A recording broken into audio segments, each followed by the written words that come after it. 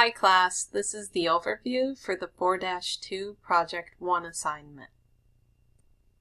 Before moving ahead into this assignment, we have to take a step back and review progress and work that was made on that 2-2 Project 1 milestone graphic organizer assignment. In that assignment, in your role as a member of SNHU's Champion Debate Club, you were asked to prepare a defense for the following: which impacts human behavior more, nature or nurture? And you focused on the topic of stress as you completed column 5 of that graphic organizer. And in column 5 of that graphic organizer, you explored the significance of nature or nurture as it pertains to 7 perspectives in psychology, listed over here. So it's important to review your completed work and the feedback that I've provided to you before you jump into the 4-2 Project 1 assignment.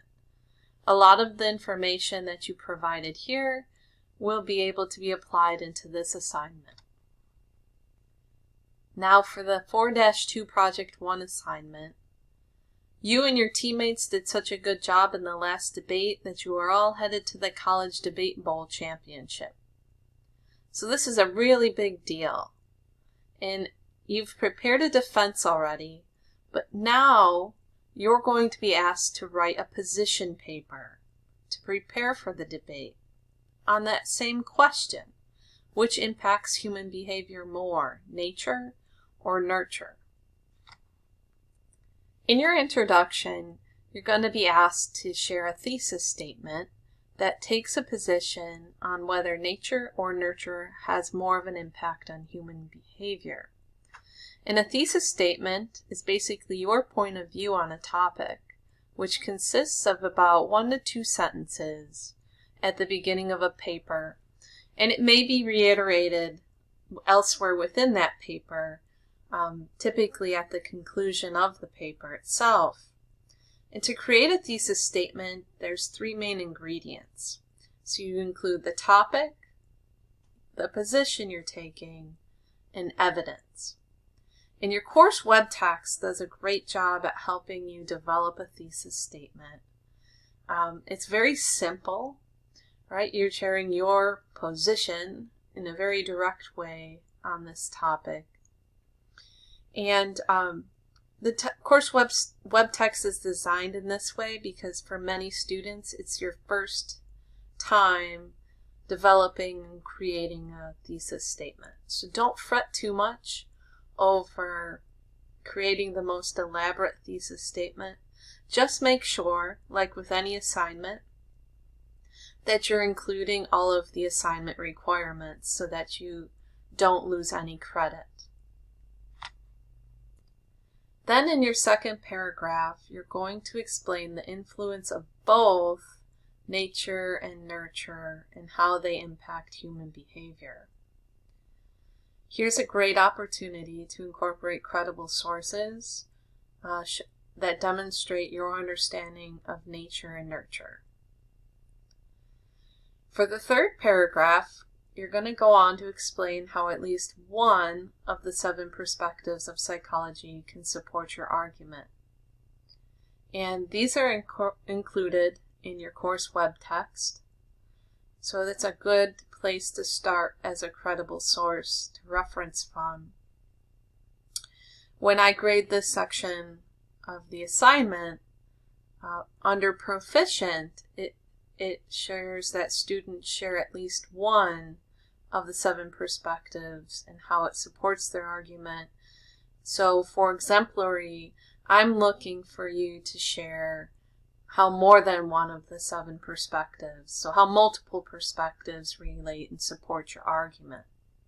So keep that in mind, that going a little bit above and beyond helps you reach that category of exemplary. And finally, in your conclusion section, you're summarizing your position on nature and nurture based on research. So here you're incorporating credible sources as well.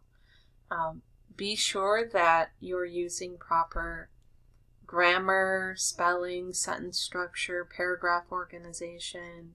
I'm looking at the overall readability of your work when I grade for articulation of response. So keep that in mind. You wouldn't want to hand in very sloppy work because you're going to then receive not evident or very low grade, needs improvement in that grading criterion. I'm also grading for citations and attributions, and here I'm looking for how well you apply proper APA guidelines in your in-text citations and on your reference page. So be cognizant of how you're going about citing your sources and providing attributions throughout your paper. So with all of that said, you're going to navigate to page 4.25 to complete the template when you're ready. And once you're satisfied with your responses, again, go through, read through your paper, edit your work. You can always go back in and resubmit some of the information if it wasn't spelled correctly, if you found some errors. So once your submission is to your liking, go ahead and download it and then upload your submission to Brightspace for me to review.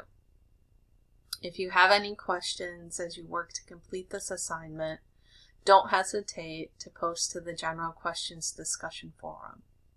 Have a good day.